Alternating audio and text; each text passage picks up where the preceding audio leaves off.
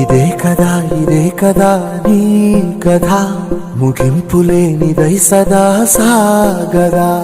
ఇదే కదా నీ కథ, ముగింపులేనిదై సదా సాగదా.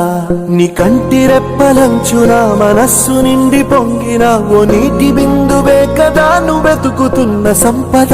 ఒక్కొక్క జ్ఞాపకానికి 100 ఏళ్ల ఆయువుందిగా, ఇంకెన్ని ముందు వేచనో అవన్నీ వెతుకుతూ పదా.